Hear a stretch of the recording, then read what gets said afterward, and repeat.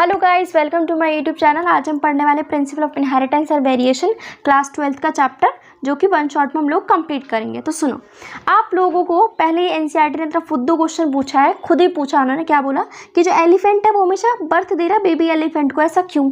वो किसी और एनिमल को क्यों नहीं दे रहा? या दूसरा क्वेश्चन उन्होंने क्या पूछ लिया कि जो मैंगो सीड है वो आगे जाके मैंगो प्लांट ही क्यों बना रहा है, कोई दूसरा प्लांट क्यों नहीं बना रहा? बताओ, इन्हें आंसर नहीं पता। हमारी बुक देती है आंसर, वो क्या कहते हैं, जेनेटिक्स करती है। अभी उससे ऊपर भी क्वेश्चन पूछा है कि जितने भी जो ऑफस्प्रिंग हैं, कभी कभी तो वो काफ़ी आइडेंटिकल दिखते हैं, है ना। कभी कभी जैसे कि हम जो भाई बहन हैं काफ़ी सिमिलर दिखते हैं, लेकिन कभी कभी हम लोग डिफरेंट भी दिखते हैं, तो ऐसा क्यों है? तो इस सब का आंसर हमें देगी जेनेटिक्स। अब जेनेटिक्स क्या है? एक बायोलॉजी की एक ब्रांच है जो कि डील करती है इनहेरिटेंस के साथ और साथ साथ वेरिएशन के साथ। अब ये इनहेरिटेंस क्या होती है, सुनो। इनहेरिटेंस मतलब बच्चे ने क्या क्या कैरेक्टर्स अपने पेरेंट्स से लिए हैं विरासत में, उसी को हम बोलते हैं इनहेरिटेंस। यानी कि मान लो एक बच्चे की हाइट जो है ना, वो हाइट गई है उसके पापा पे, यानी कि पापा ने उसको अपनी हाइट दी है, ठीक है। तो यानी कि इनहेरिटेंस क्या हो गया? कैरेक्टर्स का ट्रांसमिशन होना फ्रॉम पेरेंट टू प्रोजेनी, इसी को हम क्या बोलेंगे? इनहेरिटेंस। इसका मतलब इनहेरिटेंस हेरिडिटी की क्या है?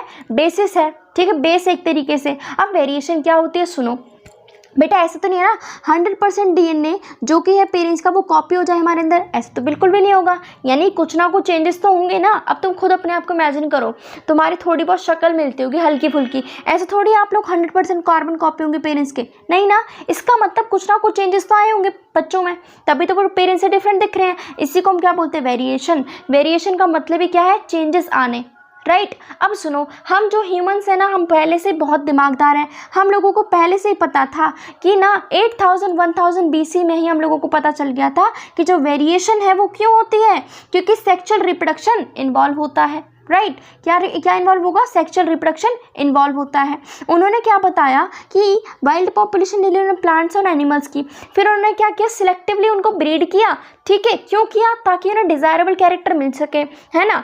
अब इसी तरीके से उन्होंने एक काऊ बनाई जिसका नाम है साहिवाल काऊ, जो कि इंडियन ब्रीड है बेसिकली। वो कहाँ मिलती है? हमें पंजाब में मिलती है, ठीक है। अब इससे हमें क्या पता चला कि भाई जो हमारे जो एंसेस्टर रहे हैं ना, जो हमारे पूर्वज, इसका मतलब उन्हें कुछ ना कुछ तो आइडिया था, उनको थोड़ी बहुत नॉलेज तो थी कि इनहेरिटेंस क्या है, वेरिएशन क्या है, तभी तो वो लोग कर पाए, अदरवाइज कहाँ से कर पाते, राइट। अब रियल में प्रूफ देने के लिए अपने पास साइंटिस्ट आए जो कि है मेंडल, ठीक है। अब ये मेंडल जी कब आए? मिड 19th सेंचुरी में आए, जिन्होंने हमें फर्स्ट टाइम समझाया कि भाई इनहेरिटेंस का ये पैटर्न होता है।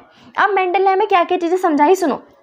सबसे पहले उन्होंने एक गार्डन पी ली। अब गार्डन पी पे उन्होंने क्या किया? एक्सपेरिमेंट किया 7 सालों के लिए। बताओ, 7 साल इन्होंने ज़िंदगी के एक तरीके से गोल्डन पीरियड थे इनके, फ्रॉम 1856 टू 1863, राइट। इसके अलावा इन्होंने कुछ लॉज भी दिए जो कि हम आगे इस चैप्टर में फर्दर ऑन पढ़ेंगे।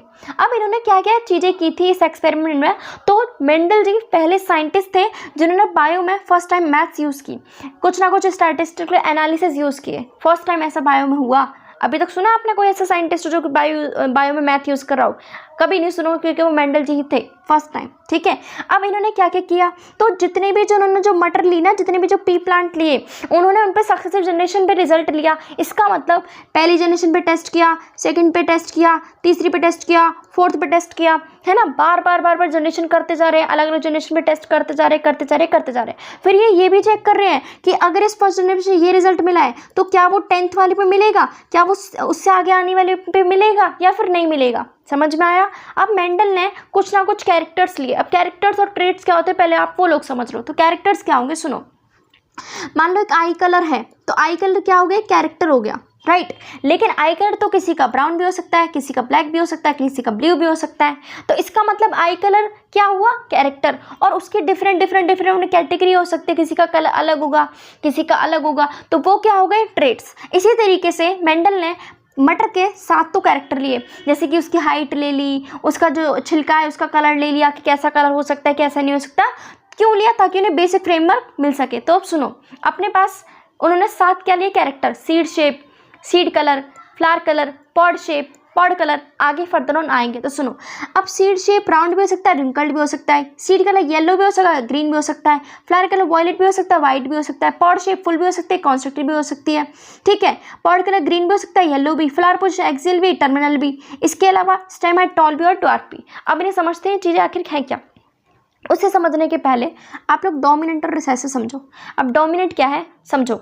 अब आप लोग जैसे आपके मम्मी पापा हैं, है ना, अब ज़रूरत तो नहीं दोनों की चलती होगी घर में, बिल्कुल भी नहीं। हो सकता है किसी के पापा की चलती हो, किसी की मम्मी की चलती हो, यानी कि एक इंसान तो आपकी फैमिली में हमेशा डोमिनेंट रहा होगा ना। या फिर आप अपने भाई बहनों को मान लो, बड़े वाला डोमिनेंट होगा, क्या पता छोटे वाला डोमिनेंट हो। यानी कि अपने पास एक तो होता है डोमिनेंट, एक होता है रिसेसिव। रिसेसिव कौन? जो कि सप्रेस हो गया, जो कि अपनी बात को नहीं रख पाया, वही कौन होता है? Recessive character. एग्जाम्पल, आपके सामने एक टीचर है, अब टीचर के सामने आप थोड़ी ना कुछ बोल पाओगे, तो टीचर क्या है? डोमिनेंट है, अपनी ही चलाएगा, अपना ही हुक्म आप लोगों पर थोपेगा। लेकिन रिसेसिव कैरेक्टर कौन हो? आप हो, रिसेसिव ट्रेट आप हो, क्योंकि आप कुछ कह नहीं सकते। ठीक है, तो सुनो, अपने पास अब इनको याद करने का तरीका क्या है? सुनो, अपने पास सीड शेप या तो राउंड हो सकता है, रिंकल्ड। अब तुम खुद ही बताओ, तुम्हें एक गोलो गोलो चीज पसंद आएगी या फिर एक बुझी बुझी पिचकी सी चीज पसंद आएगी? ऑब्वियसली डोमिनेंट कैरेक्टर क्या होगा? राउंड। सीड कलर, आप लोग खुद बताओ, ब्राइट कलर को चूज करोगे या फिर थोड़े डार्क कलर को? Bright colour. तो येलो क्या है? एक सीड कलर।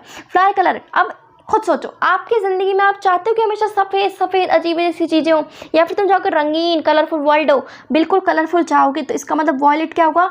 डोमिनेंट। और वाइट क्या होगा? रिसेसिव। अब पॉट शेप, आपकी मम्मी चाहती है मटर ले लें, मटर अब रेडी वाला है, आप कौन सी मटर लेना चूज़ करोगे? जो फूली फूली हो या ऑलरेडी जो खराब पड़ी हो? ऑब्वियसली फुल, तो वो क्या होगा? Dominant character. पॉट का कलर, ऑब्वियसली बात है, आप लोग क्या यूज़ करोगे? ग्रीन कलर की मटर ही तो लेते हो, या कोई और कलर के लिए क्या होगा? ब्राउन ग्रीन वगैरह नहीं ना, ब्राउन येलो वगैरह। तो ग्रीन क्या है? डोमिनेंट। येलो क्या है? रिसेसिव। फ्लावर पोजीशन, अब मानो ये आपके पास एक ट्री है, प्लांट है, अब फ्लावर कलर कहाँ पे लगे? फ्लावर साइड साइड में, एक्सियल। ये आप चाहोगे कि फ्लावर ऊपर ही लगा रहे बस एक ही जगह पे? बिल्कुल नहीं ना, आप क्या चाहोगे कि आपका जो फूल है वो एक इधर भी हो, एक इधर भी हो, एक इधर भी हो, एक इधर भी हो, और टर्मिनल पे क्या होगा? एंड में जाके वो रुक जाएगा। तो फ्लावर पोजीशन एक्सियल क्या होगी? डोमिनेंट। टर्मिनल क्या होगी? रिसेसिव। इसकी हाइट, अब तुम खुद बताओ, आप लोग ऊंचाइयों पे जाना चाहते हो ना अपनी जिंदगी में, तो टॉल हाइट क्या होगी? डोमिनेंट। रिसेसिव कैरेक्टर क्या होगा? ड्वार्फ।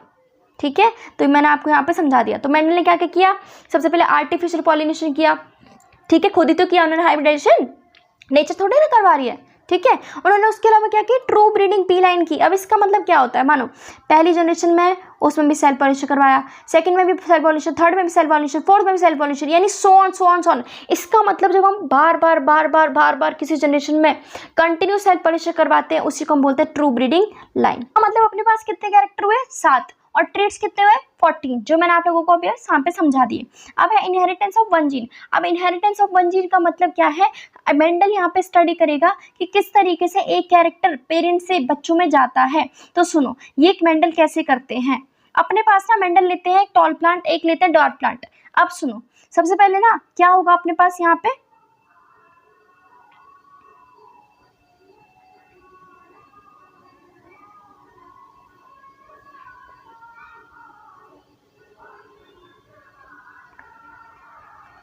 ठीक है, तो मेंडल यहाँ पे क्या करेंगे?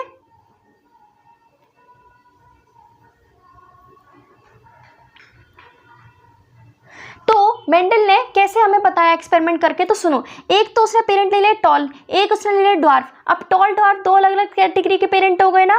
तो जब उन्होंने फर्स्ट टाइम जब उनको क्रॉस करवाया, तो उनके पास जो पहली जनरेशन आई, यानी कि जब फर्स्ट टाइम जब पेरेंट्स को क्रॉस करवाते हैं, तो जो फर्स्ट जनरेशन आती है उसे हम कहते हैं F1 जनरेशन या फिर फिलियल जनरेशन। तो सारे के सारे कैसे आए? टॉल। एक भी बच्चा मम्मी की तरह यहाँ पे नहीं दिखा, है ना। तो मेंडल का दिमाग खराब हो गया, मेंडल ने सोचा दोबारा करके देखता हूँ। तो जब उन्होंने बच्चों को आपस में क्रॉस करवा दिया, तो उन्होंने क्या देखा? 3 तो आए अपने पास टॉल, एक अपने पास आया ड्वार्फ। इसका मतलब F2 जनरेशन में तो दोनों ही कैरेक्टर शो करेंगे, और F1 जनरेशन में हमेशा एक ही पेरेंट का कैरेक्टर यहाँ पे शो होने वाला है। तो इस एक्सपेरिमेंट से उन्होंने यहाँ पे चीजें पता लगाई, यहाँ पे समझाई कि F1 में हमेशा एक ही कैरेक्टर शो करेगा, और F2 में दोनों के दोनों कैरेक्टर अपने आप को शो करने वाले। ठीक है, तो मेंडल ने क्या किया? हाइब्रिडाइजेशन एक्सपेरिमेंट किया, हम लोगों ने अभी देखा। उन्होंने टॉल और ड्वार्फ पी प्लांट को क्या किया? क्रॉस करवाया। इससे क्या पता लगा कि किस तरीके से एक जीन इनहेरिट होता है फ्रॉम पेरेंट टू ऑफस्प्रिंग। अब जब हम पेरेंट को फर्स्ट टाइम हम क्रॉस करवाएंगे, तो जो जनरेशन आती है उसे कहते हैं फर्स्ट हाइब्रिड जनरेशन या फिर फिलियल जनरेशन। ठीक है, अब इसमें हमने क्या देखा कि सारे के सारे क्या थे? टॉल, कोई भी ड्वार्फ यहाँ पे नहीं मिला। ठीक है, F1 में हमें पेरेंट का कैरेक्टर दिखेगा, दूसरे पेरेंट का कैरेक्टर नहीं दिखने वाला। ठीक है, फिर मेंडल ने क्या किया, सेल्फ पॉलिनेशन करवाया F1 प्लांट को, जो बच्चे आए थे अब उनको ही वो आपस में क्या करवाएगा, क्रॉस करवा के देखेगा। तो मेंडल ने क्या देखा कि इसमें वो भी कैरेक्टर शो कर गया जो कि F1 में शो नहीं किया। ठीक है, जो कैरेक्टर F1 जनरेशन में शो नहीं कर रहा था ना, अब वो यहाँ पे शो कर गया। इसका मतलब एक प्लांट तो बना पहले ड्वार्फ वाले प्लांट की तरह, और बाकी 3 कैसे बने, टॉल। इससे भी बड़ी बात क्या थी कि कोई भी कैरेक्टर आपस में ब्लेंडिंग किसी ने शो नहीं की। ब्लेंडिंग का मतलब कैरेक्टर आपस में मिक्स नहीं हुए, या तो सारे टॉल थे या फिर सारे ड्वार्फ थे, कोई भी बीच की हाइट का यहाँ पे नहीं मिला। ठीक है, तो ऐसे उन्होंने सिमिलर रिजल्ट फिर करके देखा। फिर उन्होंने क्या पता किया, भाई रियल में एक ही पेरेंट का कैरेक्टर दिखेगा F1 में, और F2 में दोनों के दोनों कैरेक्टर दिखने वाले हैं। ठीक है, किस रेशियो में देखिए, 3:1 में। इसके अलावा उन्होंने क्या देखा कि कोई भी कैरेक्टर आपस में ब्लेंडिंग शो नहीं करेगा, सारे के सारे यहाँ पे क्या दिखेंगे, एक तरीके से या तो टॉल होगा या फिर ड्वार्फ होगा। ठीक है, इसका मतलब मेंडल ने क्या देखा कि भाई कुछ ना कुछ ऐसी चीजें तो हैं जो कि पास हो रही फ्रॉम पेरेंट टू ऑफस्प्रिंग बिना किसी चेंज के, जिसको हम क्या बोलते हैं आज के टाइम पे, जीन। बट उस टाइम इसे जीन नहीं कहते थे, पहले बोलते थे फैक्टर्स। ठीक है, तो जीन क्या है, इनहेरिटेंस की यूनिट है जो कि एक्सप्रेस करते हैं किसी भी ट्रेट को। ठीक है, अब जीन बेसिकली क्या हो गया, मान लो तुम्हारे पास हाइट है, अब हाइट को कोई बना रहा होगा तो वो भी तो कोई ना कोई जीन होगा ना, लेकिन हाइट तो तुम्हारे पास टॉल भी बन सकती है, ड्वार्फ भी बन सकती है, तो यानी कि जीन की ही डिफरेंट फॉर्म को हम क्या बोलेंगे, अलील। ठीक है, तो जीन की ही डिफरेंट फॉर्म को हम बोलते हैं अलील्स। अब हम अल्फाबेटिकल सिंबल्स यूज करेंगे तो कैसे करेंगे, अब मानो अगर ये टॉल प्लांट है तो इसके लिए हम यूज करेंगे कैपिटल T। अब ये जो जीन होते हैं यानी जो अलील होते हैं वो हमेशा किस में होंगे, पेयर्स में, तो कैपिटल T, राइट। अगर मैं ड्वार्फ की बात करूँ तो उसको लिखेंगे स्मॉल t से, तो कैपिटल T इसका मतलब वो डोमिनेंट है, स्मॉल t इसका मतलब वो ड्वार्फ है। ठीक है, तो यानी कि एक कैपिटल T एक स्मॉल t, ये दोनों क्या हो गए, अलील्स हो गए एक ही जीन के।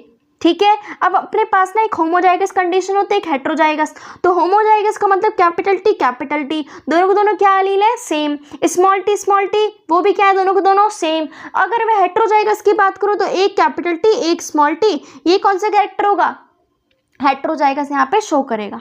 ठीक है, अब क्या है, फिनोटाइप और जीनोटाइप। फिनोटाइप मतलब बाहर से कोई इंसान कैसा दिख रहा है। अब ये प्लांट की बात करें तो ये टॉल है, एक क्या है, ड्वार्फ, तो ये क्या हो गया, फिनोटाइप। जीनोटाइप क्या होगा, अंदर इसका क्या जीनोटाइप है, क्या इसका जेनेटिक कंपोजिशन है, वही क्या होगा, जीनोटाइप। अभी मैंने तो बताया आपके पास जेनेटिक कंपोजिशन टी, फिर क्या होगा, कैपिटल T स्मॉल t, यही क्या था, इसका जीनोटाइप था। ठीक है, इससे हम पता लगा लेते हैं। तो फिनोटाइप क्या बताएगा, कौन कितना टॉल है, कौन कितना ड्वार्फ, और जीनोटाइप क्या बताता है हमें, क्या टी है, क्या स्मॉल t है, क्या टी ये वगैरह हो गया। ठीक है, इसका मतलब अपने पास डोमिनेंट कैरेक्टर क्या होगा, रिसेसिव कैरेक्टर होगा, ये आप लोग समझ लो। तो डोमिनेंट क्या होगा, जो अपने आप को हर जनरेशन में शो करेगा। ठीक है, जैसे कि मान लो अपने पास क्या हो गया, कैपिटल T ये क्या था, डोमिनेंट। ठीक है, और रिसेसिव क्या था, स्मॉल t। अब इससे भी बड़ी बात क्या, अगर कैपिटल T के साथ अगर स्मॉल t जुड़ गया तो भी ये डोमिनेंट ही होगा, क्योंकि बड़े एक तरीके से डोमिनेंट वाले ने छोटे वाले को सप्रेस कर दिया। तो डोमिनेंट कैरेक्टर हमेशा हेट्रोजाइगस कंडीशन में भी शो कर देगा, होमोजाइगस में भी करेगा और हेट्रोजाइगस में भी करेगा, और जबकि रिसेसिव सिर्फ और सिर्फ होमोजाइगस कंडीशन में अपने आप को शो करने वाला है। ठीक है, इसके अलावा यहाँ एनसीईआरटी बोलती है कि हमने टॉल के लिए तो T यूज़ किया, ड्वार्फ के लिए D यूज़ क्यों नहीं किया, इसलिए नहीं किया ताकि हम लोगों को डिफ़िकल्टी ना हो, हम पता लगा पाएँ कि जीन का जो अलील है वो सेम ही है। ठीक है, बस एक को कैपिटल रख दिया, एक को स्मॉल रख दिया है। अब अपने पास अभी मैंने आपको बताया अलील्स या तो सेम भी हो सकता है, डिफरेंट भी होंगे। सेम अगर हुए तो होमोजाइगस कंडीशन होगी टी, अगर डिसिमिलर होंगे तो क्या होगी, हेट्रोजाइगस कंडीशन कैपिटल T। तो हमने यहाँ पे क्या पढ़ा, मोनोहाइब्रिड क्रॉस पढ़ा। ठीक है, अब आगे सुनो, इससे अपने पास यहाँ पे एक चीज़ क्या समझ में आई कि कभी भी रिसेसिव वाला या फिर डोमिनेंट वाला कभी भी यहाँ पे ब्लेंडिंग शो नहीं करेगा। ठीक है, अब एक चीज़ तो हम लोग पढ़ के आए हैं, हमेशा सेग्रीगेशन होती है at the time of meiosis, यानी कि एक जैसे यहाँ पे कैपिटल T है तो ये वाला कैपिटल T अलग होगा, ये वाला कैपिटल T अलग होगा। अगर स्मॉल t है तो ये कैपिटल T और स्मॉल t यहाँ पे सेग्रीगेशन होगी मियोसिस के टाइम पे। ठीक है, आगे अपने पास क्या आता है, हेट्रोजाइगस कंडीशन में मैंने आपको बता दिया था कि अलील्स क्या हो सकते हैं, डिफरेंट हो सकते हैं, होमोजाइगस कंडीशन में अलील्स क्या होंगे, सेम होंगे। ठीक है, आगे आता है पनेट स्क्वायर। अब पनेट स्क्वायर क्या होता है, इससे ना हमें पता चल सकता है कि जो आगे आने वाले जो प्रोजेनी है, जो ऑफस्प्रिंग है, जो बच्चे हैं, उनका जीनोटाइप कैसे होगा। अब पनेट स्क्वायर को किसने दिया था सबसे पहले, तो थे सी पनेट, तो इसी के नाम पे यहाँ पे रख दिया पनेट स्क्वायर। तो सुनो, ये जो कंडीशन थी अब यहाँ पे आप लोग समझोगे। तो अपने पास क्या था, एक था टॉल। अब टॉल के लिए हमने क्या यूज़ किया, genotype capital T capital T. एक था डॉर्फ, डॉर्फ के लिए क्या यूज़ किया, स्मॉल टी स्मॉल टी। अब इनके हमने क्या बनवाया, गैमेट्स, क्योंकि मियोसिस हुई यहाँ पे तो डिफरेंट हो गए, यहाँ पे एक तरीके से सेग्रीगेट हो गए, सेपरेट हो गए यहाँ पे गैमेट्स। तो एक यहाँ पे कैपिटल टी अलग हो गया, यहाँ पे दूसरा वाला अलग हो गया। ठीक है, इसी तरीके से यहाँ पे हुआ। अब हमने क्या किया, हमने बनवा दिए गैमेट्स। अब हम क्या करवा देंगे, इनका जीनोटाइप बनवा के देखेंगे। तो पहले यहाँ पे एक बॉक्स बनाओ, यहाँ पे रखो एक पेरेंट का कैपिटल टी, यहाँ पे रखो दूसरे पेरेंट का। तो यहाँ से आएगा कैपिटल टी, यहाँ से आएगा स्मॉल टी, यहाँ से कैपिटल टी, यहाँ से स्मॉल टी, यहाँ से कैपिटल टी, यहाँ से स्मॉल टी, यहाँ से कैपिटल टी, यहाँ से स्मॉल टी। यानी कि सारे के सारे अपने पास कैसे आए, कंडीशन हेटेरोजाइगस, लेकिन सारे सारे क्या थे, टॉल, वही जो मोनोहाइब्रिड क्रॉस था। ठीक है, अब फिर मेंडल क्या करते हैं, इसी F1 जनरेशन को आपस में क्रॉस करवा के देखते हैं। तो अपने पास 3 तो आते हैं लंबे, है ना, ये भी टॉल, ये भी टॉल, ये भी टॉल, ये भी टॉल, और एक कैसा आता है, शॉर्ट। तो 3:1 तो क्या है, फिनोटिपिक रेशियो, कि बाहर से में कोई चीज़ कैसी दिख रही है। एक आता है जीनोटिपिक रेशियो। अब जीनोटिपिक रेशियो क्या होगा, ये जो कैपिटल टी है, ये अपने पास एक अलग जीनोटाइप है होमोजाइगस वाला, ये दोनों क्या है, हेटेरोजाइगस। तो ये 1:2 और एक ये क्या हो गया, रिसेसिव कैरेक्टर 1। तो अपने पास ये मोनोहाइब्रिड क्रॉस यहाँ पे होता है। इसका मतलब अब देखो, ये जो गैमेट थे टी स्मॉल टी, अब इसके पास 50% चांस थे आगे जाने के, इसमें 50% चांस थे, सेम इसमें 50% चांस थे, सेम इसमें 50% चांस थे आगे जाने के। तो यहाँ पे इंडिपेंडेंटली ये लोग आगे गैमेट का ट्रांसफर करते हैं। ठीक है, अब आपने पास यहाँ पे क्या दिख रहा है, तो एक तो बना था टी वाला, 2 बने थे कैपिटल टी स्मॉल टी, और एक बना था स्मॉल टी। ठीक है, और फिनोटिपिक की बात करें तो 3 तो क्या थे, टॉल, एक क्या था, ड्वार्फ। अब इसी को बायनोमियल एक्सपेंशन करके यहाँ पे दिखा दिया है। तो ये अपने पास क्या निकलेगा, 1/2t + 1/2t का स्क्वायर। यहाँ पे इसको खोल दो, a² + b² + 2ab वाला यहाँ पे कर देना। ठीक है, अब सुनो, अब आपने किसी भी चीज़ को बाहर से देख के तो बता दिया कि भाई वो टॉल है या फिर ड्वार्फ है। अगर मैं बोलूँ कि जेनेटिक कंपोजिशन बताओ, तो वो आप लोग कैसे बताओगे, तो ये हमें बताते हैं टेस्ट क्रॉस के थ्रू। हम यहाँ पे क्या करते हैं ना, जैसे कि आपके पास क्या हो गया, एक रिसेसिव, मान लो रिसेसिव पेरेंट है। अब रिसेसिव पेरेंट से क्रॉस करवा दो उसको जो कि डोमिनेंट बच्चा बन के आया है। तो हम यहाँ पे क्या करेंगे, रिसेसिव पेरेंट का क्रॉस करवा देंगे डोमिनेंट पेरेंट के साथ में। ठीक है, इससे हमें पता चल जाएगा कि कौन सा उसका जीनोटाइप क्या रहा है, कैपिटल टी है, किस तरीके का डोमिनेंट उसका रहा है। तो सुनो, अपने पास ना यहाँ पे होता है, देखो अब फिनोटाइप जो आया है, हो सकता है वो होमोजाइगस हो सकता है वो हेटेरोजाइगस हो। तो मैं क्या करूँगी, रिसेसिव पेरेंट उठाया दोनों केस में। अब पहले यहाँ पे बात कर लेते हैं, होमोजाइगस रिसेसिव पेरेंट ले लिया, ये यहाँ पे होमोजाइगस ही डोमिनेंट ले लिया। तो अगर बेटा मेरे पास सारे के सारे 100% एक तरीके से डोमिनेंट, इसका मतलब जो बच्चे का जो जीनोटाइप है वो क्या है, होमोजाइगस। अगर बेटा आधे तो आए, 50% आए टॉल, मेरा मतलब 50% आए डोमिनेंट, 50% आए रिसेसिव, तो वो कौन सी कंडीशन होगी, हेटेरोजाइगस। तो इसके थ्रू हम पता लगा लेते हैं कि कौन सा डोमिनेंट है, कौन सा रिसेसिव है, यानी कौन सा मतलब जीनोटाइप उसके पास, बच्चे के पास है, कौन सा डोमिनेंस। अब इसमें क्या होता है ना, देखो नाम से समझ में आ रहा है, कंप्लीट होने की कोशिश की बट डोमिनेंट यहाँ पे नहीं हुआ है। तो क्या हुआ, अपने पास इन्होंने एक स्नैपड्रैगन का यहाँ पे ले लिया इन्होंने फ्लावर। ठीक है, अब इन्होंने क्या किया, एक तो रेड कलर का एक फूल था, एक तो व्हाइट कलर का। अब तुम्हें खुद पता है रेड और व्हाइट को जब मिक्स करते कौन सा कलर बन के आता है, पिंक। तो जब हमने इनको क्रॉस करवाया पेरेंट को, तो जो F1 जनरेशन है वो सारे के सारे कैसा है, पिंक। फिर उन्होंने क्या कहा, F2 में अब इन बच्चों को आपस में क्रॉस करवा के देखा RR को, तो देखो क्या दिखाई ने कि एक तो बना रेड, 2 बने पिंक, और एक क्या बना, वाइट। इसका मतलब अपने पास F2 जनरेशन में जो मम्मी का जो कैरेक्टर था, जो वाइट वाला जो फ्लावर था, उसका कैरेक्टर यहाँ पे शो कर गया। तो ये एक तरीके से क्या, इनकम्प्लीट डोमिनेंस। देखो 1:2:1, यानी कि फिनोटिपिक रेशियो भी सेम वही है, क्योंकि एक तो रेड है, 2 क्या है पिंक, एक क्या है वाइट, और जीनोटिपिक रेशियो भी सेम है 1:2:1। तो देखो अगर हम जीनोटाइप की बात करें, रेड के लिए क्या यूज़ करेंगे, कैपिटल R, वाइट के लिए स्मॉल r। गैमेट बनवा दो, इसमें से ये उठ के आएगा, इसमें से ये उठ के आएगा। अब इससे क्या बनेंगे, सारे के सारे पिंक बनेंगे, यानी हेटेरोजाइगस कंडीशन यहाँ पे आ गई। ठीक है, अब यहाँ पे जब इनको आपस में क्रॉस करवा के देखा, तो हमने क्या देखा कि यहाँ पे एक तो बना रेड, 2 बने पिंक, एक बना वाइट। तो ये होता है इनकम्प्लीट डोमिनेंस। ठीक है। इसके बाद कॉन्सेप्ट आता है कि डोमिनेंस का मतलब है क्या, क्यों कुछ जीन डोमिनेंट है, कुछ रिसेसिव है, ऐसा क्यों है। तो सुनो, जितने भी हमारे पास जीन है ना, वो जीन क्या करते हैं, कुछ ना कुछ एक्सप्रेस करते हैं किसी ना किसी ट्रेट को, ठीक है। अब हमारे पास क्या होता है, 2 एलील है, वो जरूरी नहीं कि हमेशा आइडेंटिकल हो, जैसे कि हेटेरोजाइगस कंडीशन में है। होमोजाइगस में तो हमेशा सेम होगा, बट हेटेरोजाइगस में डिफरेंट हो सकते हैं। तो कभी कभी अपने पास क्या होता है ना, कुछ एलील्स में कुछ ना कुछ चेंजेस आ जाते हैं, ठीक है, जिसकी वजह से इंफॉर्मेशन जो आगे आने वाली वो भी क्या हो जाएगी, मॉडिफाई हो जाएगी। तो सुनो, अपने पास ना 3 कंडीशन हो सकती है। अगर कोई जीन किसी के अंदर अगर चेंजेस आए हैं, हो सकता है उसके पास नॉर्मल एंजाइम हो। देखो, मानो ये जीन है, इसको बनाना है आई कलर, ठीक है। अब इसको एक एंजाइम की ज़रूरत पड़ेगी जो कि आई कलर बनाएगा, ठीक है।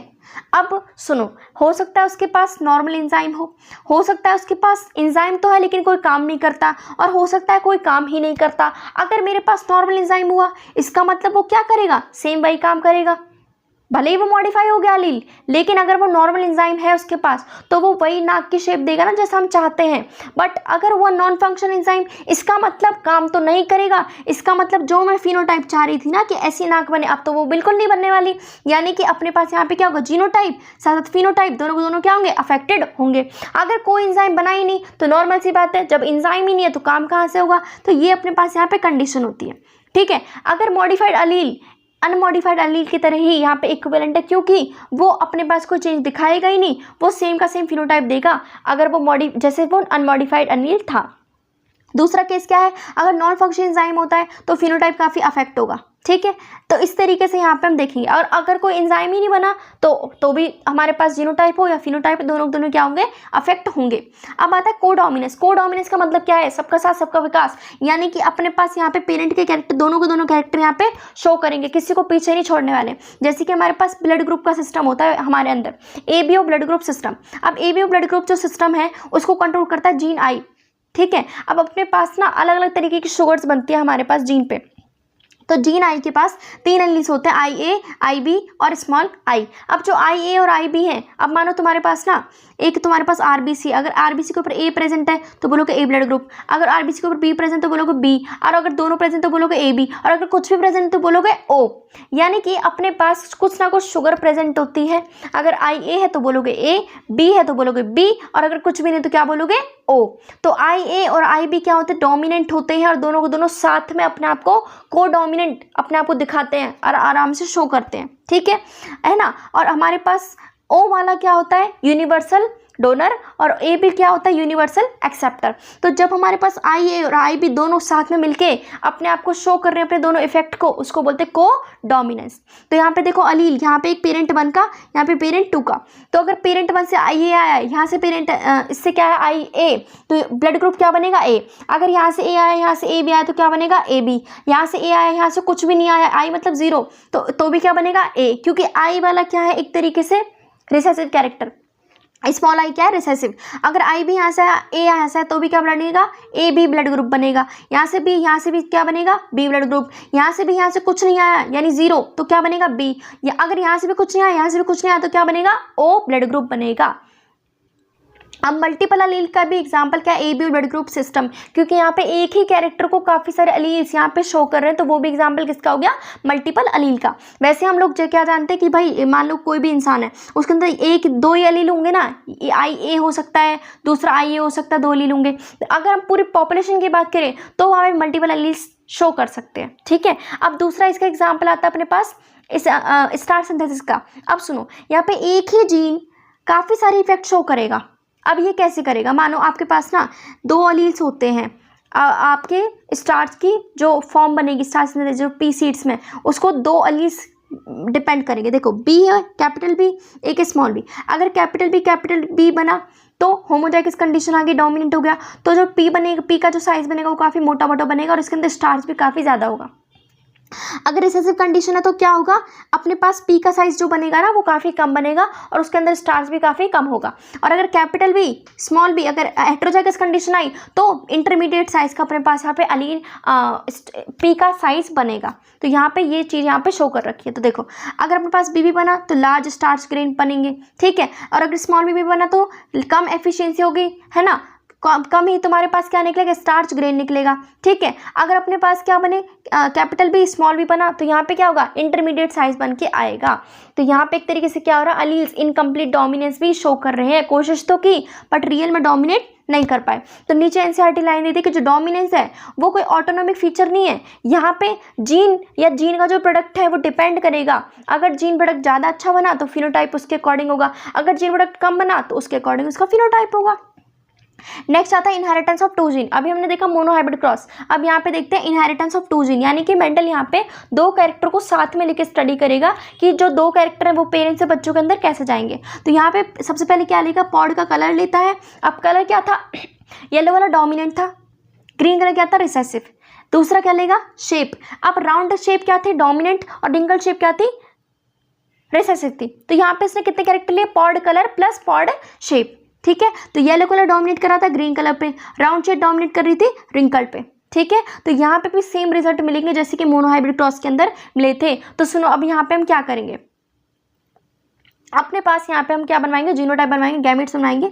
तो वाई हम यूज़ करेंगे येलो कलर के लिए और स्मॉल वाई यूज़ करेंगे रिसेसिव ग्रीन कलर के लिए। कैपिटल आर होगा राउंड शेप ग्रीन कलर के लिए, स्मॉल आर होगा रिंकल्ड शीट शेप के लिए। ठीक है, तो जो जीनोटाइप बनेगा ना बच्चों का, वो देखना आप कैसे बनेगा। देखो यहाँ पे राउंड येलो एक पेरेंट हो गया, रिंकल्ड ग्रीन एक पेरेंट हो गया। अब इसके यहाँ से एक उठ के आ गया आर, यहाँ से एक उठ के आ गया वाई, आर वाई। ठीक है, गैमेट्स बन गए। अब यहाँ पे क्या हो गया, यहाँ से एक स्मॉल आर आ गया, यहाँ से एक स्मॉल आर आ गया, क्या गैमेट्स बन गए। अब इनके बीच में क्या करवा दी, क्रॉसिंग, यहाँ से आर, यहाँ से small R, capital R small R, यहाँ से वाई, यहाँ से स्मॉल वाई, ये बन गया यहाँ पे F1 जनरेशन। अब हमने देखा सारे के सारे जो F1 जनरेशन आई वो सारी की सारी कैसे आई, राउंड येलो। मैंने क्या कहा था, हमेशा F1 जनरेशन में एक ही पेरेंट का कैरेक्टर यहाँ पे शो करेगा। तो देखो एक ही पेरेंट में सारे के सारे बच्चे गए। अब हम क्या करवाएंगे, हम बनवाएंगे कि गैमेट। तो सुनो, F2 जनरेशन करवाने के लिए हमें पहले गैमेट्स बनवाने पड़ेंगे। तो कैसे करेंगे, यहाँ पे वाई वाई रखना, यहाँ पे आर रखना, ये वाला वाई यहाँ पे, ये वाला आर यहाँ पे। तो ये जो बनेंगे गैमेट, देखो यहाँ से आर, यहाँ से वाई, यहाँ से आर, यहाँ से वाई, यहाँ से आर, यहाँ से वाई, यहाँ से आर, यहाँ से वाई। तो ये चार तरीके के गैमेट्स बनेंगे, इनको चारों को यहाँ रखोगे। ठीक है, फिर यहाँ से एक बार ये आर, यहाँ से एक बार ये आर, फिर यहाँ से वाई, फिर यहाँ से वाई, फिर यहाँ से वाई, फिर यहाँ से वाई। तो इस तरीके से अपने पास क्या बने, 9 तो बनेंगे अपने पास। देखो 1 2 3 4 ये बने तुम्हारे पास 9, तो 9 तो बनेंगे आपके पास राउंड येलो। ठीक है, और तुम्हारे पास ये 1 2 3, तो ये कितने बनेंगे, 3 तो बनेंगे आपके पास रिंकल्ड येलो। 3 क्या है आपके पास, राउंड ग्रीन। ठीक है, एक क्या है आपके पास, रिसेसिव ग्रीन एक तरीके से। तो राउंड येलो कितने हुए, 9, राउंड ग्रीन कितने हुए, 3, रिंकल्ड येलो कितने हुए, 3, रिंकल्ड ग्रीन कितने हुए, 3। एग्जैक्ट ये मोनोहाइब्रिड क्रॉस का ही डबल है। देखो मोनोहाइब्रिड क्रॉस ये था ना 3:1, तो देखो 3 3 जा 9, 3 1 जा 3, 3 1 जा 3, 1 1 जा 1। मोनोहाइब्रिड क्रॉस का जस्ट डबल होता है डाईहाइब्रिड क्रॉस। तो यहाँ पे हमने ये चीज़ यहाँ पे देखी, तो ये होता है अपने पास डाईहाइब्रिड क्रॉस। अब इसी पे डिपेंड करके अपने पास एक लॉ आता है जिसे हम कहते हैं लॉ ऑफ इंडिपेंडेंट असॉर्टमेंट। इसमें अपने पास क्या रेशियो निकल गया है, 9:3:3:1। तो डाईहाइब्रिड क्रॉस के उस पर बेस करके अपने पास एक लॉ बना, लॉ ऑफ इंडिपेंडेंट असॉर्टमेंट। मतलब कि जब भी अपने पास ट्रेड्स के 2 पेयर होंगे ना, तो उनमें से कोई भी किसी के साथ आगे जाके पेयर बना सकता है, किसी को भी रोका नहीं जाएगा। यानी कि सेग्रीगेशन जो होगी ना कैरेक्टर्स की, वो इंडिपेंडेंट होगी दूसरे कैरेक्टर के। देखो आप खुद सोच रहे हो ना, आर के साथ कोई भी छोटा वाई जुड़ गया, वाई के साथ कोई भी छोटा आर जुड़ गया, यहाँ पे कोई किसी को मना तो नहीं कर रहा ना। तो यानी कि 50% चांस है सबके पास आगे जाने के। अगर मैं इसकी बात करूँ आर आर वाई की, इसके पास भी 50% चांस है, इसके पास भी 50% चांस है, वाई के पास भी 50% चांस है, स्मॉल वाई के पास भी 50% चांस है। इसी तरीके जो गैमेट बने, इसके पास भी 25% चांस है, इसके पास भी 25, इसके पास भी 25, इसके पास भी 25% ही चांस है। तो ये अपने पास होता है law of independent assortment. Chromosomal theory of inheritance. अब ये क्रोमोसोमल थ्योरी ऑफ इनहेरिटेंस क्या है, बेसिकली यहाँ पे हमने इनहेरिटेंस मेंडल का वर्क जोड़ा है और क्रोमोसोम पे जो वर्क हुआ उसकी थ्योरी को आपस में लिंक किया है। तो सुनो, मेंडल ने जब अपना काम डाला था ना, पब्लिश किया था, तो उसकी काम को किसी ने भी रिस्पेक्ट नहीं दी थी। क्यों? क्योंकि उस टाइम पे कम्युनिकेशन ईजी नहीं था। दूसरा, जो उसने जो जीन का कॉन्सेप्ट दिया था वो लोगों को क्लियर नहीं था। ठीक है, मेंडल ने तीसरा क्या किया था, मैथ्स यूज़ कर ली थी, जो कि पॉसिबल नहीं। बायो वालों को दुख हो गया कि भाई मैथ्स कैसे यूज़ कर ली बायो में। तो यहाँ पे एक तरीके से वो प्रूफ नहीं दे पाए कि किस किस तरीके से जो कैरेक्टर है या फिर जो जीन है, जीन के थ्रू वो चीज़ें आगे पास आउट हो रही है। तो अपने पास क्या हुआ, मेंडल का जो काम था 1865 तक उसको किसी ने भी उसने पब्लिश तो कर दिया, लेकिन 1900 तक अनरिकग्नाइज रहा, किसी ने भी उसके काम को तवज्जो नहीं दी। फिर उसके बाद 1900 में 3 साइंटिस्ट आए, डिवरीज, कोरन, टशनमार्क, 3 साइंटिस्ट आए। ठीक है, इन्होंने मेंडल के वर्क को दोबारा से रीडिस्कवर किया। कैसे किया, सुनो। उस टाइम पे माइक्रोस्कोप की डेवलपमेंट हो चुकी थी, एडवांसमेंट काफ़ी हो चुकी थी। तो उस टाइम पे काम चला था, साइंटिस्ट काम कर रहे थे सेल डिवीजन की, सेल कैसे कैसे डिवाइड करती है। तो उन्होंने क्या देखा, न्यूक्लियस है, अब न्यूक्लियस के अंदर न्यूक्लियस क्या करता है, डिवाइड करता है सेल डिवीजन के टाइम पे, ठीक है। तो न्यूक्लियस, अब डीएनए है तुम्हारे पास, न्यूक्लियस के अंदर क्या होगा, डीएनए, डीएनए पे क्या होगा, क्रोमोसोम, क्रोमोसोम पे क्या बैठा था, जीन। तो देखो अब अपने पास न्यूक्लियस डिवाइड करेगा, क्रोमोसोम भी डिवाइड करेंगे। तो उन्होंने क्या देखा, जिस तरीके से क्रोमोसोम मूवमेंट कर रहा है ना मियोसिस के टाइम पे, उसी तरीके से अपने पास जीन भी करते हैं। सेम नॉर्मल सी बात, देखो क्रोमोसोम ये है, इसी के ऊपर बैठा जीन, अगर क्रोमोसोम मूव करेगा तो जीन भी तो मूव करेगा। तो एक तरीके से यहाँ पे मूवमेंट दोनों की क्या दिखी, सिमिलर दिखी। तो इसी तरीके से यहाँ पे इन्होंने क्या बोला कि भाई क्यों ना हम दोनों के काम को जोड़ दें। तो अपने पास क्या हुआ ना, देखो यहाँ पे देखो ये और ऑरेंज ऑरेंज देखो क्या हो गए, डिफरेंट हो गए, है ना, अलग अलग हो गए। यहाँ पे येलो ये क्या हो गए, सेग्रीगेट हो गए। अब ये देखो यहाँ पे सारे के सारे क्या हो गए, सेग्रीगेट हो गए। तो ये एक तरीके से क्या दिखा है, यहाँ पे इंडिपेंडेंट असॉर्टमेंट दिखाया क्रोमोसोम का, ठीक है। तो यहाँ पे अब क्या होगा, अपने पास ना साइंटिस्ट बोलते हैं भाई, मेंडल भी तो यही चीज़ कहता था कि जीन क्या करेंगे, सेपरेट करेंगे, और क्रोमोसोम भी क्या कर गए, सेपरेट कर गए, यानी कि दोनों की मूवमेंट क्या है, सिमिलर है। तो उन्होंने क्या किया, क्यों ना हम दोनों की चीज़ों को लिंक करके एक थ्योरी देते जिसको नाम दिया क्रोमोसोमल थ्योरी ऑफ इनहेरिटेंस। तो याद रखोगे, सटन और बोवरी ने ही आपस में क्या किया था, आर्ग्यू किया था कि जो पेयरिंग है या फिर जो सेपरेशन हो रहा है ना, वो सेम ऐसे ही हो रहा है क्रोमोसोम के अंदर, और सेम जीन के अंदर भी सेम ही हो रहा है। तो क्रोमोसोमल थ्योरी ऑफ इनहेरिटेंस इसको नाम दिया। इसके बाद अपने पास एक साइंटिस्ट आते हैं थॉमस हंट मॉर्गन, जो कि रियल में प्रूफ करके देते हैं, क्योंकि हम लोग बिना प्रूफ के कोई चीज़ तो मानेंगे नहीं।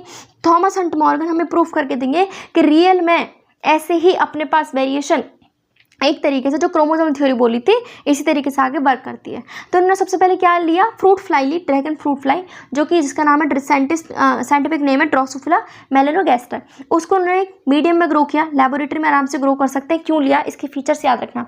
पहली बात तो ये बहुत जल्दी अपनी लाइफ साइकिल कंप्लीट कर लेते 2 हफ्तों में। अगर हम किसी इंसान को लेंगे तो वो 60-70 सालों में जाके मरेगा, तो हम कहाँ से रिजल्ट देख पाएंगे। तो इसलिए इन्होंने क्या चूज़ की, मक्खी चूज़ की।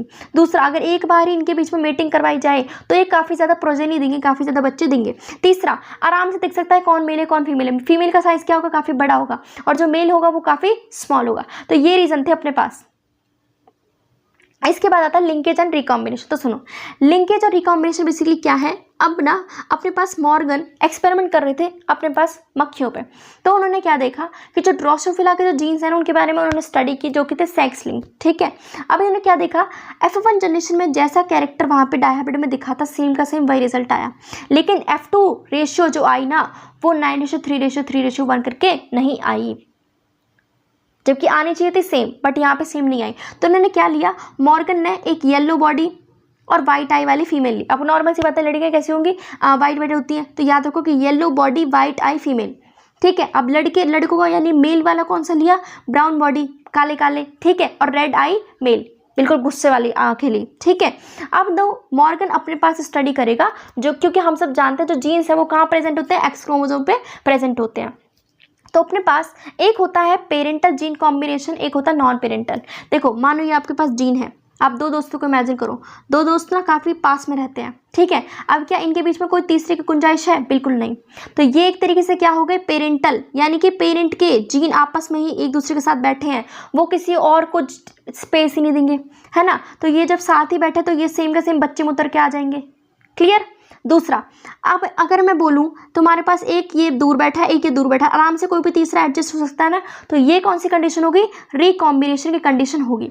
तो जब चीज़ें बिल्कुल पास में बैठी हैं, लिंक करके बैठी हैं, तो वो कंडीशन होगी लिंकेज, क्योंकि टाइटली लिंक्ड है, आपस में बैठे हुए हैं। अगर ये टाइटली लिंक्ड है तो ये किसी को भी अंदर नहीं आने देंगे, यानी जो जाके जो बच्चे बनने वाले वो कैसे बनेंगे, पेरेंट की ही तरह दिखेंगे, है ना। हो सकता है एक ही पेरेंट पे सारे चले जाए, और अगर दूर दूर बैठे हैं तो रिकॉम्बिनेशन ज़्यादा हो सकता है ना, कोई भी बीच में आके कंबाइन कर सकता है, तो वो कंडीशन क्या होगी, रिकॉम्बिनेशन, ठीक है। तो याद रखोगे पेरेंटल जीन कॉम्बिनेशन ज़्यादा होता है as compared to non parental, क्योंकि पेरेंट के जीन आपस में काफ़ी क्लोजली लिंक होते हैं, तो उसी को हम बोलते हैं लिंकेज। रिकॉम्बिनेशन जब नॉन पेरेंटल जीन कॉम्बिनेशन, यानी देखो पेरेंट के दूर बैठे, इसका भी, तो एक यहाँ चला गया, एक यहाँ चला गया, तो ये एक तरीके से यहाँ पे क्या होगा, रिकॉम्बिनेशन, ठीक है।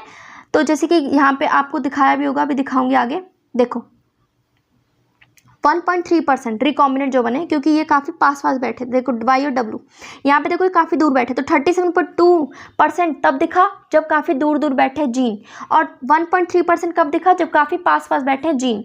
ठीक है, इसके अलावा अपने पास एक साइंटिस्ट जो थे ना मॉर्गन, उन्हीं का एक स्टूडेंट था एल्फ्रेड, उनको भी एक तरीके से उन्होंने क्या किया, आराम से वो बता सकते थे कि क्रोमोसोम पे कितने जीन बैठे हैं, उनके बीच में कितना डिस्टेंस है, इसको कहते हैं जीन मैपिंग। अब हम इसको आगे यूज़ करेंगे नेक्स्ट चैप्टर में, ह्यूमन जीनोम प्रोजेक्ट में, तो वहाँ पे आज के टाइम पे काफ़ी चीज़ें ये सब यूज़ की जा रही हैं। पॉलीजेनिक इनहेरिटेंस, अब सुन पॉलीजेनिक इनहेरिटेंस क्या होता है, जिसमें आप इसका एग्जाम्पल सबसे पहले सुनो।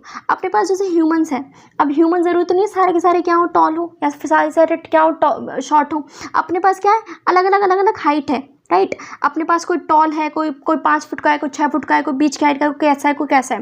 तो यानी कि जब अपने पास ट्रेट्स कंट्रोल हो रहे हैं बहुत सारी जीन्स के थ्रू, से कहते हैं पॉलीजेनिक इनहेरिटेंस, पॉलीजेनिक ट्रेट। अब ज़रूरी नहीं है तुम्हारी जो हाइट है वो जेनेटिक्स ही हो, बिल्कुल जेनेटिक ही कंट्रोल करो, ऐसा बिल्कुल पॉसिबल नहीं है। हो सकता है एनवायरनमेंट भी ठीक ना हो सकता है आपको ढंग से खाना पानी ना दिया हुआ, तो ही आपकी हाइट कम रहेगी हो। तो एग्जाम्पल नंबर 1 क्या है, ह्यूमन की हाइट। ठीक है, इसके अलावा ह्यूमन स्किन कलर, अब कोई गोरा है, कोई काला है, कोई बीच की, कोई श्यामला है, कोई बिल्कुल वाइट है, कोई बिल्कुल अलग अलग कलर का है। तो सुनो, अपने पास 3 जीन कंट्रोल करते हैं कलर को। अगर हो गया dominant A B B C C, तो बिल्कुल होगा बच्चा ब्लैक, और अगर हो गया बिल्कुल ए बी बी सी सी, तो बिल्कुल बच्चा होगा वाइट। अगर अपने पास हो गया एक heterozygous A B B C C, तो ये कौन सी कंडीशन होगी, बच्चा होगा पीच के कलर का, यानी कि बीटिश कलर। अगर किसी के पास ए बी बी सी सी, तो यानी कि जितना ज़्यादा तुम ऐड करते जाओगे डोमिनेंट कैरेक्टर को, बच्चा उतना ही ज़्यादा क्या होता जाएगा, ब्लैक होता जाएगा। तो यानी कि ह्यूमन स्किन कलर क्या है, एक एडिटिव इफेक्ट है। तो सुनो, अपने पास अगर ए बी सी कंट्रोल करते हैं जीन्स को, अगर डोमिनेंट है तो बच्चा क्या होगा, डार्क कलर का होगा। अगर लाइट है रिसेसिव फॉर्म में, तो बच्चे का कलर क्या होगा, स्किन कलर का होगा, लाइट। ठीक है, तो यानी कि capital A, capital B, capital C, ये अगर तीनों डार्केस्ट फॉर्म शो करेंगे, अगर रिसेसिव है तो वो लाइट कलर शो करेंगे, और अगर बीच का है तो वो इंटरमीडिएट स्किन कलर को शो करेंगे। नेक्स्ट आता है प्लियोट्रॉपी।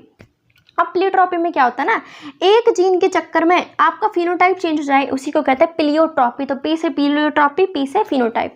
अब ये जो प्लियोट्रॉपी है वो अपना एक मेटाबॉलिक डिसऑर्डर है। ठीक है, मेटाबॉलिक पाथवे में दिक्कत आ गई तो आपको होती है प्लियोट्रॉपी। सुनो कैसे होगी, एक बीमारी होती है अपने पास, जिस बीमारी का नाम है फेनाइलकीटोन्यूरिया। ठीक है, अब ये बीमारी हम आगे भी पढ़ेंगे इस चैप्टर में। अब ये बीमारी हुई क्यों, क्योंकि म्यूटेशन हो गई, डीएनए में कुछ ना कुछ चेंज आ गया। ठीक है, तो अपने पास एक एंजाइम हुआ करता था फेनाइलएलेनिन हाइड्रोक्सिलेज, जब ये एंजाइम बॉडी में प्रेजेंट नहीं होता तो जाके अपने आप को बीमारी होगी, जिसे कहते हैं फेनाइलकीटोन्यूरिया। अगर किसी को बीमारी हो गई तो वो क्या होगा, बच्चा बिल्कुल दिमाग से पैदल होगा, मेंटल रिटार्डेशन, बाल नहीं होंगे सिर पे, skin pigmentation, Kali Kali skin, कहीं कहीं ना धब्बे धब्बे पड़े रहेंगे। नेक्स्ट आता है सेक्स डिटर्मिनेशन। अब ना जैसे ही अपने पास धीरे धीरे चीज़ें आने लगी तो ना साइंटिस्ट के बीच में एक पजल बन गया कि किस तरीके से जो बच्चों के अंदर जो जेंडर है ना किसी भी स्पीशीज़ के अंदर वो डिटरमाइन हो रहा है। तो सबसे पहले एक साइंटिस्ट है हैंकिंग 1891 में, तो उन्होंने सबसे पहले इंसेक्ट्स के ऊपर बताया कि किस तरीके से इस वहाँ पे सेक्स डिटरमाइन होगा। तो उन्होंने क्या देखा, स्पर्मेटोजेनेसिस वो देख रहे थे। तो उन्होंने क्या देखा कि जो 50% है उनके पास, तो 50% के पास तो एक बॉडी है जिसको बोला गया एक्स, और 50% है जिसके पास कुछ भी नहीं है। और जितनी भी जो यहाँ पे बोला गया, तो 50% जिसके पास एक्स था उसको बोला एक्स बॉडी। आज उस एक्स बॉडी को हम बोलते हैं एक्स क्रोमोसोम। ठीक है, तो अपने पास देखो इंसेक्ट्स के केस के अंदर क्या होता है ना, इंसेक्ट्स यानी ग्रास हॉपर। तो सुनो, एक्सओ कौन है, मेल, 50% पे तो एक्स था, 50% पे एक्स नहीं था। फीमेल कौन है, एक्स एक्स, यानी कि यहाँ पे मेल ही डिटरमाइन करेगा, क्योंकि फीमेल के पास तो सारे क्या है, होमोगैमिट, सेम के सेम ही गैमिट है। मेल पे क्या है, हेट्रोगैमिट। ठीक है, तो ये कंडीशन कौन सी हुई, इंसेक्ट्स के अंदर। दूसरी कंडीशन आती है अपने पास मेल और हमारे अंदर ह्यूमंस के अंदर और ड्रोसोफिला के अंदर। तो देखो, अब मेल अपने पास क्या होता है, एक्स वाई, और फीमेल क्या होती है, एक्स, क्योंकि हमारे पास क्या है, सिमिलर गैमिट्स हैं। अब यहाँ पे मेल डिटरमाइन करेगा, यहाँ से एक्स आया, यहाँ से एक्स है, तो क्या बनेगी, मेल, फीमेल बनेगी। यहाँ से एक्स, यहाँ से क्या है, वाई, तो क्या बनेगा, मेल। यहाँ से एक्स, यहाँ से क्या है, एक्स, क्या बनेगी, फीमेल। यहाँ से एक्स, यहाँ से वाई, क्या आया, मेल बना। इसका मतलब अपने पास चाहे एक्स ओ टाइप हो या फिर एक्स वाई टाइप हो, इंसेक्ट्स की केस भी बात कर लो या फिर मेल की बात कर लो, दोनों में कौन डिटरमाइन करेगा जेंडर को, मेल। तो यानी कि ये क्या हो गई, मेल हेट्रोगैमिटी यहाँ पे दिखा दी। ठीक है। अगर मैं फीमेल उसकी बात करूँ विंग्स की, एक तरीके से बर्ड्स की, तो बर्ड्स में कैसे याद रखो कि ZW, अब W का मतलब विंग्स, अब विंग्स किसके अंदर होते हैं, पंख किसके अंदर होते हैं, बर्ड्स के अंदर। तो यहाँ पे फीमेल का अलग केस है, यहाँ पे फीमेल हेट्रोगैमिट होती है, फीमेल के डिफरेंट डिफरेंट गैमिट्स होते हैं, मेल के जबकि सेम ही गैमिट होंगे। तो अगर Z के साथ Z मिल गया तो बनेगा मेल, Z के साथ Z मिला तो क्या बनेगा, मेल। अगर Z के साथ W बना तो जाके बनेगी फीमेल। तो यानी कि फीमेल यहाँ पे डिपेंड करेगी, मेजर करेगी कौन क्या किसका एक तरीके से होने वाला है जेंडर, ठीक है। तो यहाँ पे मैंने ये चीज़ आपको समझा दी। इसके बाद आता है सेक्स डिटर्मिनेशन ह्यूमन। हम सब जानते हैं अपने पास कितने क्रोमोसोम होते हैं, 46। अगर मैं पेयर की बात करूँ तो कितने होंगे, 23। अगर मैं मेल और फीमेल दोनों की बात करूँ तो 22 तो हो गए ऑटोजोम। और XX ये किसके लिए हुआ, फीमेल के लिए, यानी कि जो लास्ट पेयर होगा वो क्या होगा, सेक्स क्रोमोसोम। एक होता है सेक्स क्रोमोसोम, बाकी 22 क्या होंगे, ऑटोजोम, ठीक है। अगर हम मेल की बात करें तो 22 तो सेम है, मेल हो जाएगा फीमेल, और इसमें साथ में क्या आ गया, XY, ये हुआ। तो अगर मान लो आपके पास यहाँ पे क्या है XX, यहाँ पे क्या XY, अगर यहाँ से X आया यहाँ से X आया तो बनेगी फीमेल, यहाँ से X आया यहाँ से Y क्या बनेगा, मेल। तो इसका मतलब यहाँ पे कौन मेजर करेगा, कौन डिपेंड करेगा, किस पे डिपेंड करेगी केस, यहाँ पे मेल पे, मेल के थ्रू यहाँ पे बच्चे का सेक्स डिटरमाइन होगा यहाँ इसे। लेकिन हमारे सोसाइटी में हमेशा फीमेल को ही क्रिटिसाइज किया जाता है कि उन्होंने बर्थ किसको दिया है, फीमेल चिल्ड्रन को दिया है। नेक्स्ट आता है सेक्स डिटरमिनेशन हनी बी, ये सबसे ईजी वाला है। मेल यहाँ पे होता है हैप्लॉइड कंडीशन, यानी उस पर सिर्फ 16 क्रोमोसोम होंगे, जबकि फीमेल पे होता है 32। अब फीमेल पे 32 है, इसका मतलब इसने खुद तो क्या करेगी, मियोसिस, यानी 16 क्रोमोसोम इसके अपने होंगे और बाकी 16 इसके होंगे। जब इसके 16 और इसके 16 मिलते तो जाके बनेगी फीमेल। और जबकि मेल कब बनता है, जब फीमेल मियोसिस तो किया उसने लेकिन बिना फर्टिलाइजेशन के जब वो बना देगी आगे जबकि मेल, तो यानी 16 क्रोमोसोम पार्टिसिपेट करेंगे तो जाके कौन बनेगा, मेल। तो यानी कि मेल के कोई फादर नहीं होता, ठीक है। मेल का कुछ भी कोई ग्रैंड फादर वगैरह नहीं है, सॉरी ना तो फादर है ना ही उसके बच्चे हैं। लेकिन जो अपने पास जो मेल है उसके पास ग्रैंड फादर होगा, नाना हो गए और उसके पोते तो होंगे, ठीक है। तो अपने पास यहाँ पे कंडीशन शो करती है, क्योंकि फीमेल क्या है 32 का मतलब ही 16 तो उसके खुद के हैं और 16 किसके हैं, मेल के। यानी जब उसने फर्टिलाइजेशन कर लिया तो जाके बनेगी फीमेल, और अगर उसने फर्टिलाइजेशन नहीं किया तो जाके डायरेक्ट क्या बना देगी, मेल बना देगी 16 क्रोमोसोम को यूज करके। नेक्स्ट आता है म्यूटेशन। अब म्यूटेशन क्या है, म्यूटेशन का मतलब होता है चेंजेस होना, यानी कि जब डीएनए में अचानक से चेंज हो रहा है उसे कहते हैं म्यूटेशन। अब अगर चेंज आ गए तो इससे आपका जीनोटाइप भी अफेक्ट होगा और फिनोटाइप भी अफेक्ट होगा, ठीक है। अब जरूरी नहीं है कि रिकॉम्बिनेशन से ही आपके पास वेरिएशन आए, म्यूटेशन भी वेरिएशन ला सकती है।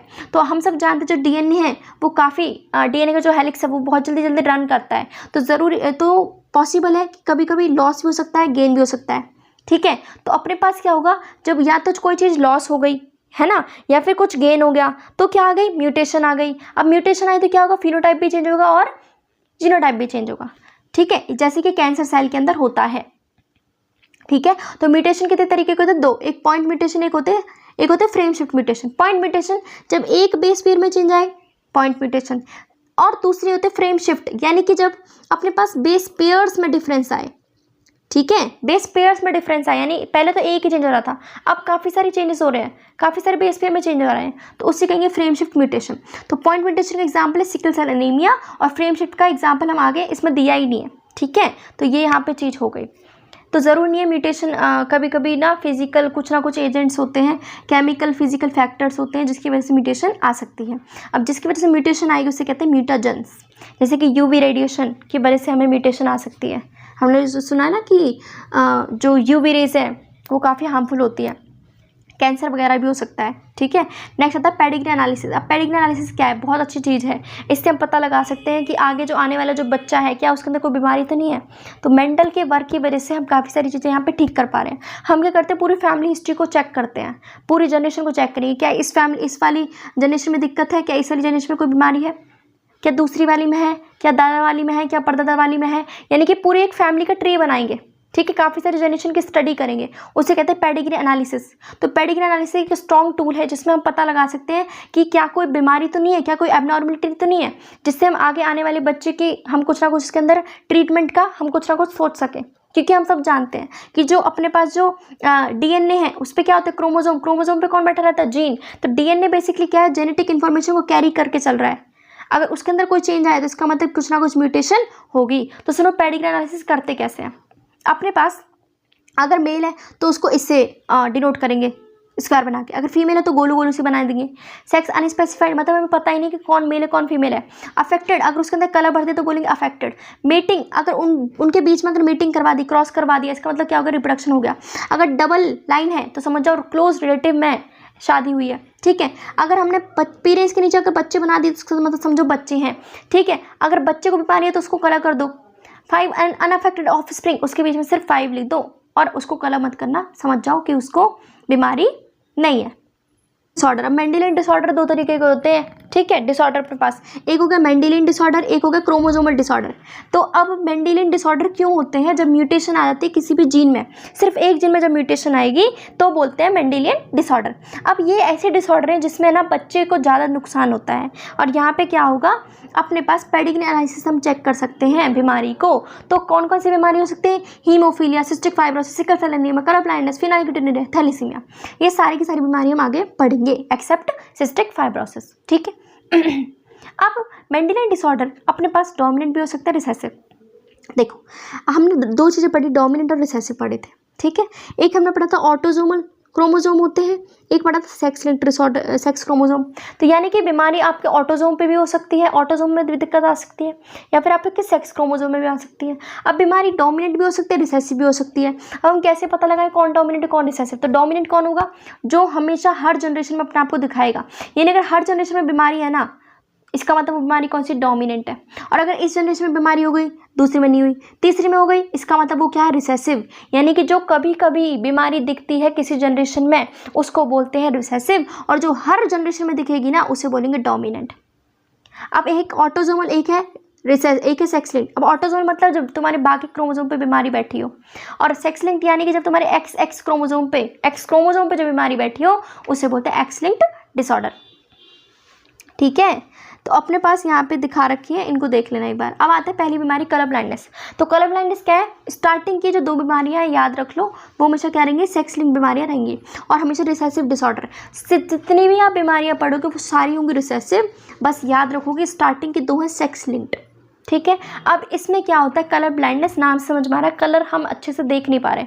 तो इसमें क्या होता है ना, सबसे ज़्यादा बीमारी होती है लड़कों के अंदर, फीमेल्स को बीमारी नहीं होती, ठीक है। अब इसमें क्या होगा, डिफेक्ट आ गया जब हम रेड और ग्रीन कलर को अच्छे से डिस्क्रिमिनेट नहीं कर पाते, क्योंकि हमारे जो कोन है ना, आई के अंदर जो कोन सेल प्रेजेंट है वो अच्छे से देख ही नहीं पा रही कौन सा कलर रेड है कौन सा कलर ग्रीन है। अब क्यों, क्योंकि म्यूटेशन आ गई, क्योंकि एक्स क्रोमोसोम पे बैठा था जीन, उसके अंदर ही चेंज आ गया। तो 8% होते हैं मेल्स के अंदर और सिर्फ 0.4% होगी फीमेल्स के अंदर। ऐसा क्यों, क्योंकि फीमेल्स के पास 2 एक्स क्रोमोसोम है और मेल के पास सिर्फ 1 एक्स है और एक क्या है, वाई। तो इसी पे क्या बैठ जाता है, एक्स पे बैठा रहता है कलर ब्लाइंडनेस का जीन। तो इसकी वजह से क्या होगा, मेल को क्या होगा, कलर ब्लाइंडनेस होगा।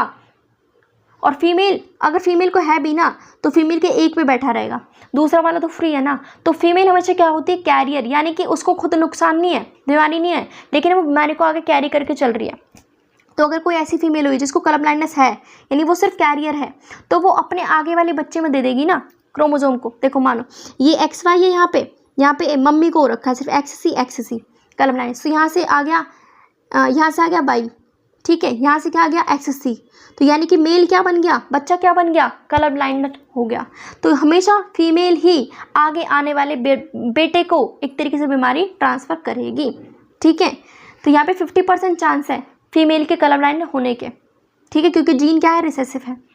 अब अपने पास मदर तभी ही कलर ब्लाइंड हो सकती है अगर तुम्हारे पास मान लो ये फादर है, ये मानो यहाँ पे फादर है, ठीक है, फादर को ऑलरेडी कलर ब्लाइंडनेस है, मम्मी भी कलर ब्लाइंडनेस है। अगर यहाँ से ये वाला उठ के आ गया एक्स सी, यहाँ से भी ये वाला एक्स सी आ गया, तो रेयर चांस होते हैं जब फीमेल अपने पास बीमार होगी।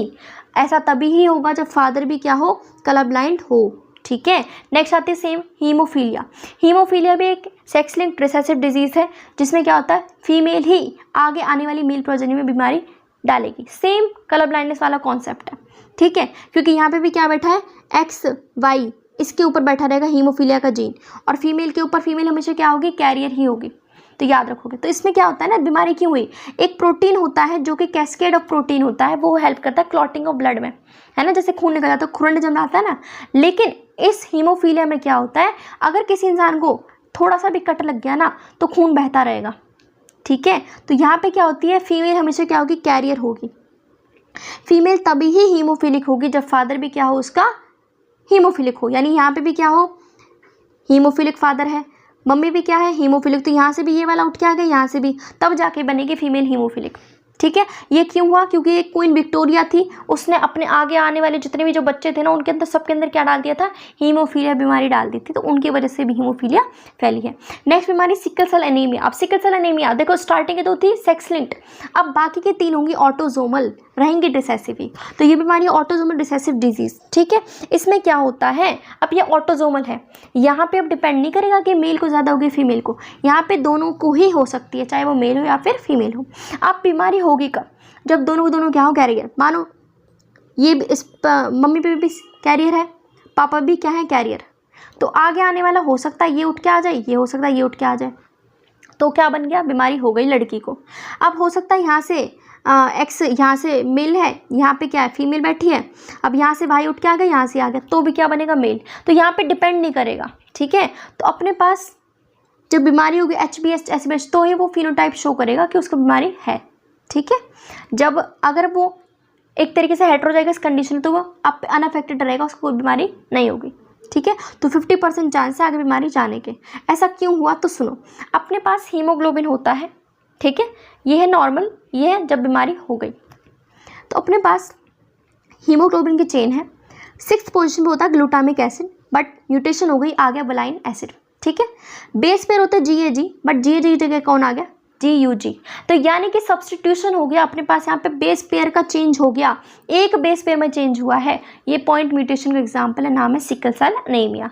तो ये बीमारी हमें इसलिए हुई है। ठीक है, याद रखो कि हीमोफीलिया क्यों हुई है, तो हीमोफीलिया आप देखो यहाँ पे कैसी थी, बाइकॉनकेव शेप थी, अब यहाँ कैसे होगी, दराती की शेप, सिकल सेल शेप, तो क्या होगा, आराम से ऑक्सीजन नहीं जा पाएगी, कैरी नहीं हो पाएगा।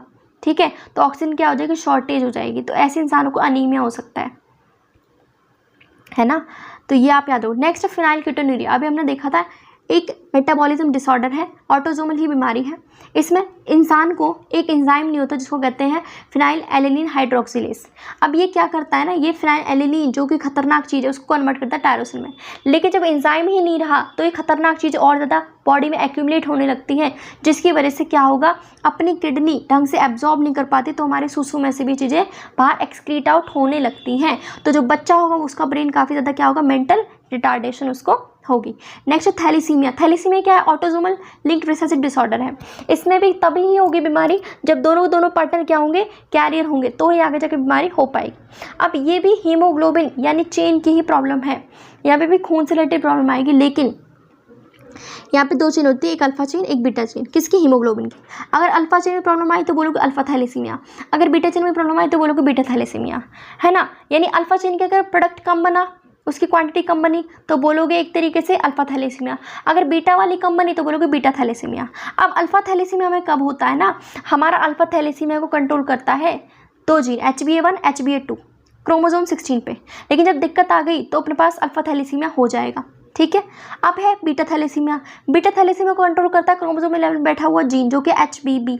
ठीक है, अब अपने पास दिक्कत आ सकती है, तो याद रखो थैलेसीमिया एक डिफरेंट है सिकल सेल एनीमिया से, क्योंकि थैलेसीमिया में क्वांटिटी चेंज हो रही है, मान लो 100 में से 20 चेन बनी है हीमोग्लोबिन की, तो ये क्वांटिटी डिक्रीज हो गई, और वो क्या था सिकल सेल में क्वालिटी, वहाँ पे बाइकॉनकेव से सिकल सेल क्वालिटी ही चेंज हो गई, तो ये आप यहाँ पे याद रखोगे।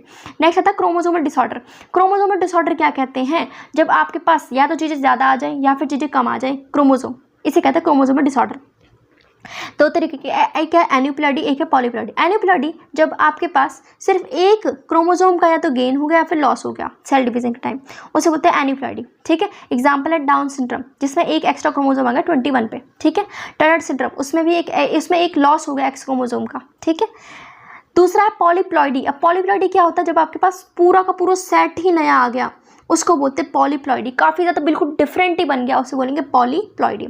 हम सब जानते हैं अपने पास कितने क्रोमोसोम होते हैं, 46, 22 क्या होते हैं ऑटोसोम, एक क्या होता है सेक्स क्रोमोसोम। ठीक है, तो अपने पास देखो 3 बीमारियाँ लास्ट पोर्शन। सुनो, Down syndrome, Klinefelter, Turner. Down syndrome में क्या होता है, अपने पास एक एक्स्ट्रा क्रोमोसोम 21 की एक कॉपी आ गई, तो बोलते हैं ट्राइसोमी। ठीक है, इसको सबसे पहले किसने बताया था, डाउन, तो उन्हीं के नाम के ऊपर रखते हैं डाउन सिंड्रोम। अब जिसको भी बीमारी होगी वो काफ़ी छोटे हाइट का होगा, स्मॉल राउंड उसका हेड होगा, उसकी कैसी होगी टंग कैसी, कोई फरो, देखो ये दिख रहा होगा। इसकी जो हथेली होंगी वो काफ़ी क्रीज होंगी, अच्छे से इसकी धारियाँ नहीं दिखेंगी, ठीक है, पाम बिल्कुल क्रीज होगी। तो ये सब यहाँ पे इसको खतरनाक बीमारी होने के भी चांसेस ज़्यादा होंगे। तो इसकी फिजिकल, साइकोमोटर, मेंटल रिटार्डेशन काफ़ी खराब होगी, ठीक है, डेवलपमेंट काफ़ी रिटार्डेड होगी। नेक्स्ट है केलाइन फिल्टर। अब केलाइन फिल्टर को हम याद रखते हैं किलोमीटर से, क्योंकि मीटर मतलब मेल, के मतलब केलाइन फिल्टर, यानी कि हमेशा बीमारी किसके अंदर होगी, मेल के अंदर, क्योंकि यहाँ पे एक एक्स्ट्रा क्रोमोसोम आ गया है, एक्स क्रोमोसोम। तो कितना क्रोमोसोम बन गया टोटल, 47। तो इसमें मेल की भी डेवलपमेंट होगी, साथ साथ फीमेल की भी डेवलपमेंट होगी। तो यहाँ पे उस बीमारी उसको बोलते हैं गायनेकोमेस्टिया, यानी कि इस मेल के अंदर फीमेल की भी डेवलपमेंट हुई। तो ऐसे इंडिविजुअल क्या होते हैं, स्टेराइल, ये अच्छे से आगे जाके नहीं कर पाते कुछ भी, फर्टिलिटी वगैरह कुछ नहीं होता। नेक्स्ट टर्नर सिंड्रोम, और टर्नर को याद रखते हैं टिफिन। अब टिफिन कौन बनाता है, फीमेल, यानी कि टर्नर हमेशा किसके अंदर होगा, फीमेल्स के अंदर। क्यों, क्योंकि यहाँ पे एक एक्स क्रोमोसोम की यहाँ पे लॉस हो गया। तो टोटल कितने क्रोमोसोम बने, 45। अब ऐसी फीमेल्स की अच्छे से डेवलपमेंट नहीं होती, कोई भी सेक्सुअल कैरेक्टर यहाँ पे लॉस होता है बेसिकली, ठीक है। और जो उनके ओवरीज होते हैं वो भी अच्छे से वर्क नहीं करती है। तो यहाँ पे अपना चैप्टर फिनिश हुआ। जिसको भी पसंद आया please like, comment and share.